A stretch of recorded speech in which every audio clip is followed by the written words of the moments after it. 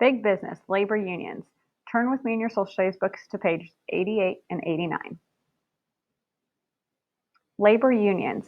While business owners grew rich, workers struggled. Laborers received low wages and had to work long hours in harsh and often dangerous conditions. One factory in Connecticut had 16,000 accidents in 1 year. In 1900, an average laborer worked a 60-hour week and earned around $400 a year. Yet an average family of four needed about $800 a year to survive. Workers joined together. At the time, workers had little power. Those who complained could simply be fired. There were other people willing to take their places. Workers realized that they needed to act together to improve their lives. They formed labor unions or groups that represented workers to gain better working conditions. One of the first effective unions was the Knights of Labor. The Knights wanted an 8-hour workday.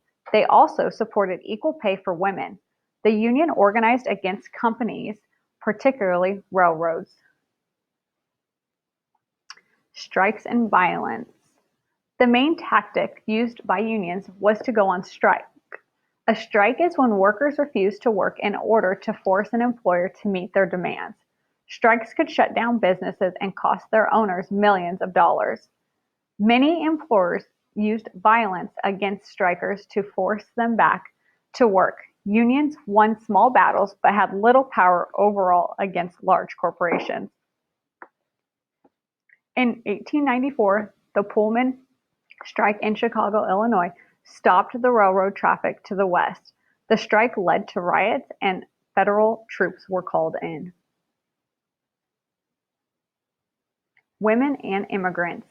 Another change in society was the growing presence of women in the workforce.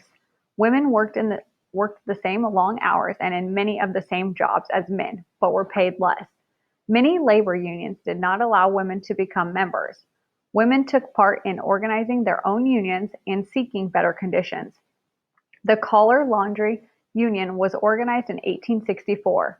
The Cigar Makers Union and a Printers Union admitted women in 1867 and 1869. Augusta Lewis and Susan B. Anthony founded the Working Women's Association. Lewis later became president of the Women's Typographical Union. Most labor unions did not allow immigrants to join. Some unions were afraid that immigrants would take jobs from other Americans. Many immigrants found jobs working in steel mills and in other industries. Some immigrants worked long hours in sweatshops for little pay. Sweatshops were crowded workshops for making clothing. They had dangerous working conditions. Now, respond to the essential question: how did technology affect American life in the late 1800s?